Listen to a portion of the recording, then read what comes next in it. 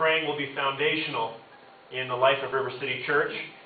And it's about the surprising power of those connections that we have, the social relations that we have with the people that we're connected to, relations that shape our lives. And I'm indebted for this talk to a guy named John Ortberg.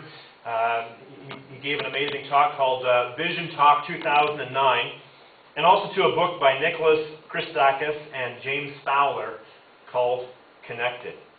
Now, before I share some of the amazing things I discovered in that book, I want to take a little poll this morning.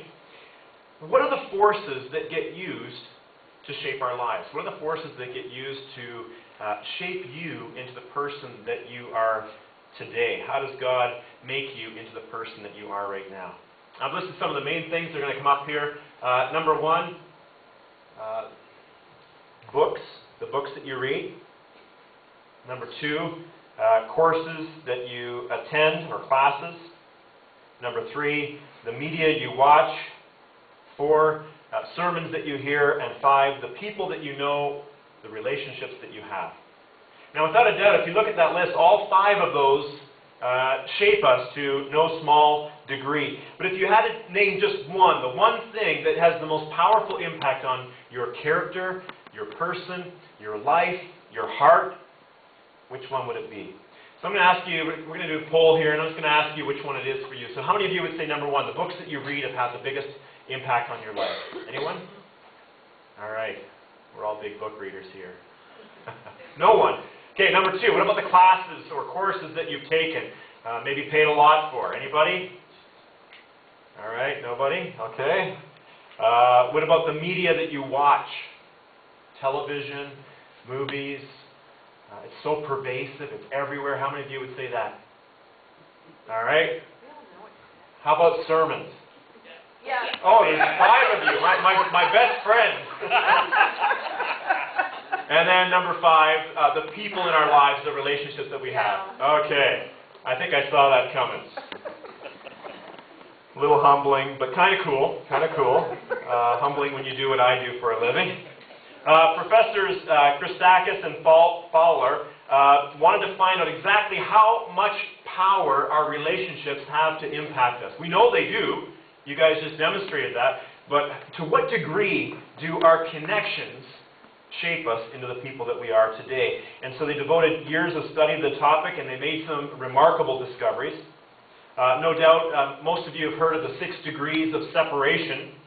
And in case you haven't, basically what the 6 degrees of separation says that your friends are 1 degree separated from you, and your friends' friends would be 2 degrees separated from you, and so forth. And that there's this idea, this concept, that if you select someone randomly anywhere in the world, whether in Toronto or Timbuktu or Transylvania, on average it would take just 6 degrees to have a personal connection with that person. 6 degrees. Neat concept, right? But does it hold any water scientifically? Well, incredibly, it does. And this was first confirmed in 1960 through experiments by Stanley Milgram, and it's been reconfirmed as recently as 2002 by a group of scientists. That the 6 degrees of separation concept isn't just a concept, it's actual. It's an actual fact. That 9 times out of 10, this is only how far you have to go to connect with somebody. And so in the 90s, there was the 6 degrees of Kevin Bacon game. Anybody familiar with that? All right, about half of you. And now you can get a 6 degrees iPhone app. I think we got a picture of it. Right, so you can get an app for your phone. But the 6 degrees of concept is just a reminder of just how small the world really is. I mean, we have over 6.5 billion people on planet Earth, and in just 6 degrees removed from you, there's a personal connection to just about anyone. Now, building on this earlier research, the authors of Connected discovered something equally amazing, and that's this. That you and I have an influence, we have an impact on people up to 3 degrees from us. You and I have a direct impact on people up to 3 degrees from us. So that includes your opinions, your demeanor, your attitudes, your words, and of course your actions. Don't just affect your friends, the people that you know directly, but they affect your friends' friends, and get this, even your friends' friends' friends, to the third degree. And that's true whether you've ever met the person or not, which I think is just an incredible thought. In other words, we're every bit as connected as the computers that we use. Right? We think of the World Wide Web and how it brings people together. Well, you and I are just as connected as human beings as the computers that we use. And that's what we're going to learn more about through this series in the month of September. All right. So given the influence, for good or for ill, that you and I have to the third degree on our friends, friends, friends, my question for you is this. What kind of an influence will you be? What kind of influence will you be? On your family?